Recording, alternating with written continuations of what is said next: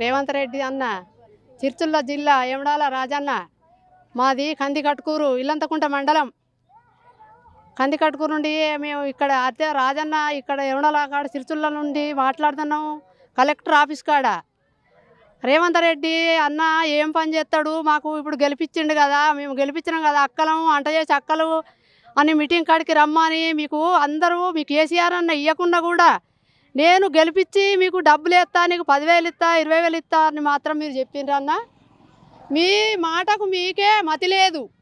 ఎందుకంటే మేము గుర్తించుకుంటే 24 సంవత్సరాల నుండి మేము వంట చేసి పెడుతుంటే పిల్లలకు గుర్తించలేరన్న. కోడిగుడ్లు పెట్టినా వంట బిల్లు చేసినా కూడా అన్న ఓ రేవంత్ అన్న, అన్నరావు అన్న ఓ రేవంత్ అన్న, రేవంత్ అన్న నువ్వు అందరికన్నా చూడు ఎట్లా చేసినవన్నా, అన్న ఓ రేవంత్ అన్న, అన్న మంచోడా అని ఆట ఆడుకుంటా మేము కాసిరి కాడ మేము మహిళలమంతా కూడి బల్లే అక్కలం కూడి అక్క జల్లండాము పిల్లల జిడిచిపెట్టి నీ కొరకు సేవలు ఊరు ఊరు అక్కలంతా ఏమి పని చేస్తా ఉండ్రు, అక్కలు కన్న పిల్లలు ఇడిచిపెట్టి చేసుకున్న భర్తలు ఇడిచిపెట్టి బల్లలకు 9 వచ్చినావు అన్నావా కేటీఆర్ అన్న, అన్నావా అన్నావా రేవంత్ అన్నా నువ్వు ఎక్కడున్నావన్నా వేడున్నావన్నా, హైదరాబాదులోనే ఢిల్లీలో నెరిచినావు అన్నావో అన్నావా రేవంత్ అన్నా, ఎక్కడ పిల్లలున్నా ఇక్కడ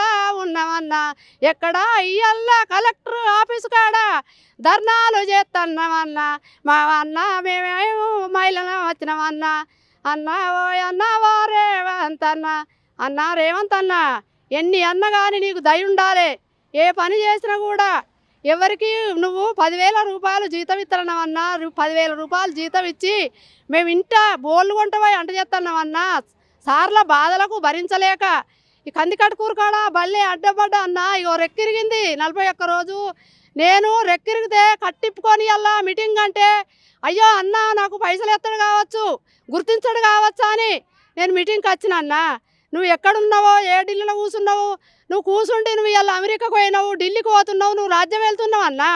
మేము అక్కలం ఏం చేస్తున్నావు అంటే బల్లె 1 దాకా అన్నం వండి పెట్టి ఇక్కడ రాజన్న జిల్లా సిరిసిల్ల జిల్లాలో ఇక్కడ మనము మాట ఇక్కడ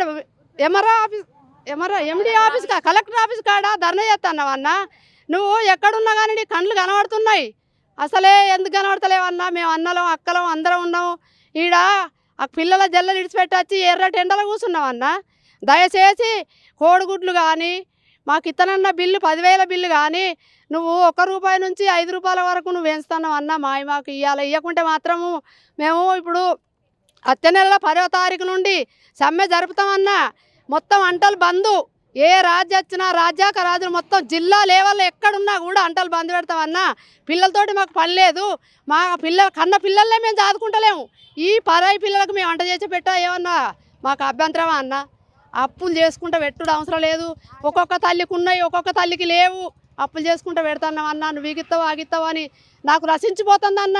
ఈ రెక్కిరిగిపోయింది అంట కూడా బంద్ చేస్తా అనుకుంటున్నాను. నువ్వు ఇప్పుడు పంపించకపోతే ఈ నెల వరకు మాకు ఇవి కాకుండా కూడా మేము అంటలు మొత్తం బంద్ చేస్తామన్నా.